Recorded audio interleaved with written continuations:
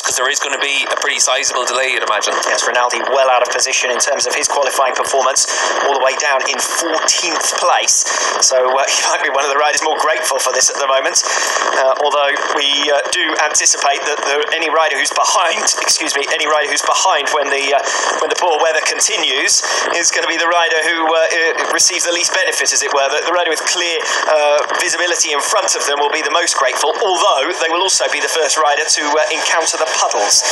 Penny for your thoughts, Mr. Chaz Davies, his final race weekend in World SBK. He's one of the top 10 riders with most starts and certainly most podiums in the Superbike World Championship. He's seen everything down his Superbike World Championship career, but I don't think he would have asked for this when he was surfing in anticipation of this round. Yeah, we have seen rain like this at different times in the Superbike paddock, but like you said earlier on, Alex, you're looking back to Sepang. It is only in this region that you see downpours all of a sudden like this. It has been threatened all the way through today. The dark clouds have rolled in over the course of the last few hours. Yes, I think that was almost foretold, wasn't it? That was an inevitability, because once we saw the rain coming down, the spray in these kind of conditions would be impossible to ride unless you hit the front. So Razgatlioglu with a little bit of pre-race acrobatics to scale the pit wall. Yeah, absolutely nothing out there right now for these riders, and certainly quite like this, I can tell you. Yeah, and you can see there everyone making their way back into the pits, and they do look like they've been drowned out there, really, and certainly for everyone it's going to be a little bit of a delay now. We'll wait and see. You didn't need to get into a pool, you only needed to stand in pit lane. And it is still warm out there. It's 26 degrees, 27 degrees, so it is very using the air guns to clear off as much of that as possible, and that's what you have to do at this stage. Toprak doesn't want to be too cross-eyed. He's played weather prowess in the past through his career, and to an extent I've probably done him a disservice, because this season he has made a step forward, even if he's clearly not as strong in the wet. In those conditions. I think the race that I call to mind to the greater extent is the Super Pole race in Portimao, a delayed start.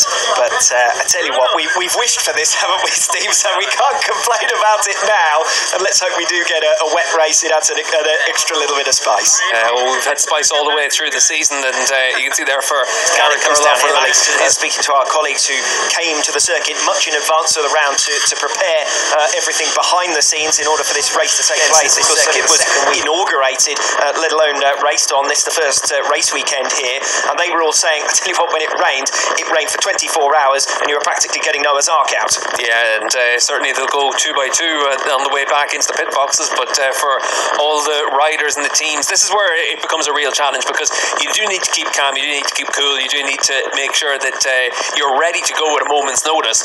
But as it is right now, it's certainly going to be quite a while. Looking out of our commentary box onto the starting grid, there's a huge amount of standing water down there now. When we see the pictures away from the circuit and we see the palm trees and so on, it looks like one of those classic images that you're used to seeing on the 1 o'clock news, doesn't it?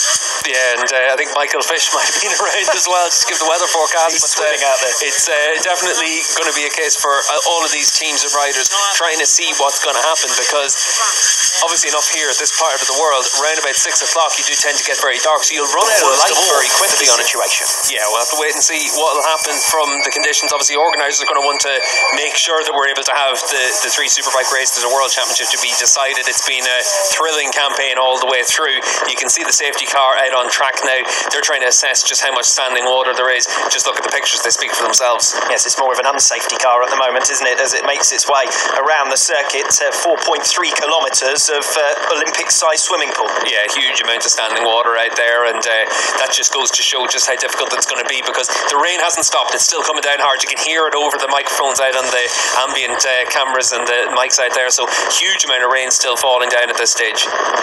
Well, you can see it from these super slow motion images when you look at the tyres. That's how far up the water is coming. But more importantly, the spray. And when we're talking about bikes, you're going to have a trail of spray coming up from the riders in front of you. But also, you're going to have the rain lashing down on your visor. It's not like when you're driving out on a motorway and you've got the windscreen wipers on. These riders are going to be receiving it full in the face while it's still coming down. Yeah, that was one of the issues we had at Imola a few years ago. It wasn't so much the actual conditions of the track, it was the spray that would kick off. Obviously enough, in Imola, that's where the spray gets held up in a lot of trees and wooded areas, whereas here it's just because of that sheer standing water. But that's another challenge for everyone to deal with. You can see here, just looking down towards turn 10 that there's absolutely no chance of making anything out in that camera. Well, it reminds me almost of the sandstorm in Argentina at the last round, because the grandstand on the other side of the track, let alone the other side of the circuit. Yeah, that's only about 75 metres away from us, so the visibility really has come down at this stage. But as you can see, for Michael Ruben Rinaldi on the 5th row of the grid, we saw the riding during the Super Sport class, but nothing quite like this.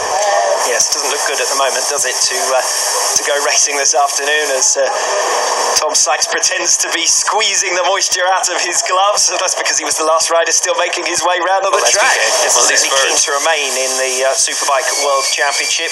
He was frustrated to have been rather brushed aside by BMW after what's been his third, but also his best campaign with that BMW podium finishes, where he's looked on the pace, where he was riding well in the World Championship standings ahead of teammate Michael van der Mark before injury to Sykes, before a couple of unfortunate weekends for the number 66. But he was moved on to make way for Scott Redding at BMW, theoretically from the BMW factory in 2022. Yeah, BMW making a big effort for next year, and obviously enough, they've had some reasons to smile through the course this year, none more so than when this man Michael van der Mark was able to pick up a wet weather victory in Portimao, and certainly for van der Mark, that was the highlight of this season. It has been a big challenge for him after switching from the Yamaha squad last year. Certainly secondary to the Riders World Championship fight, the manufacturers' standings. Yamaha 574 points, Ducati 558 points, Kawasaki 520 Ducati, but we've seen all three manufacturers very closely matched through the course of this season. Bit of misfortune for all of the different riders in those manufacturers through the course. Lost ground mainly as a result, to be honest, of Alex Lowe's being injured, and then when Jonathan Ray had incidents, there was no one there to sort of pick up the pieces, and Kawasaki's run of consecutive scoring that dated back years went out the window. And once you lose major points, they're difficult to make up in the Manufacturers' Championship, because it's only the best scoring coming down to this final round. And at the moment, the water is coming up to your ankles. Yeah, and that gives you the perfect illustration of just how much standing water there is.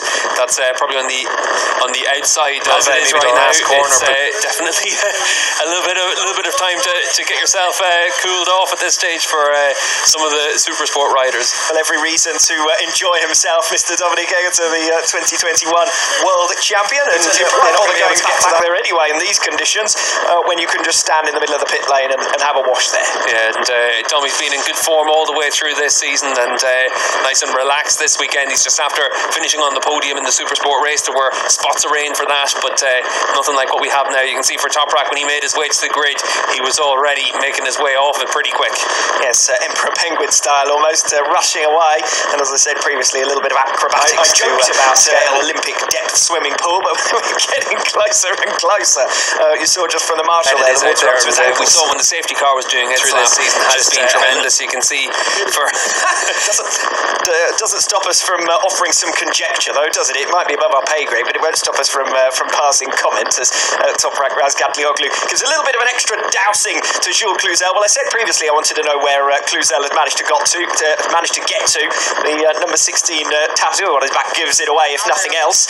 And he and Dominic Machinery before next season. Wet weather expert Tati Makada. There you go. There's a rider who'd fancy going out. Yeah, I think none of these riders are fancy going out in these conditions. Each way.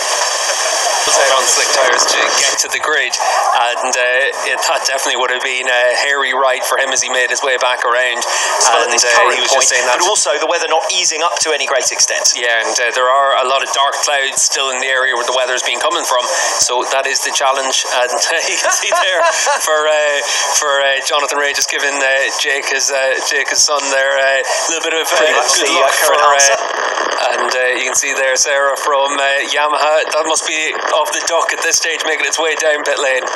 I really hope it is. For the championship contenders to face, they faced pretty much everything else as well as one another over the course of 2021. But it doesn't look as though there's going to be any way for them to face these conditions here this afternoon. Yeah, and certainly they'll make a decision fairly soon about that. But the riders, you can see, they're in no rush to be out on track. They know exactly what the conditions are like, teams as well. So as it is right now, it's 15 points in it at the top of the standings. Yamaha ahead of Ducati with everyone themselves. They just need to try and keep themselves calm at this stage and just see what happens at the top of the hour. Fun and frolics has been the story of this afternoon. A planned race one from the 2021 Pirelli Indonesian round, but we'll have to wait and see when we can finally get underway with the first ever Superbike World Championship race around this venue. For now at least, it's going to be a goodbye from the Mandalika International Circuit.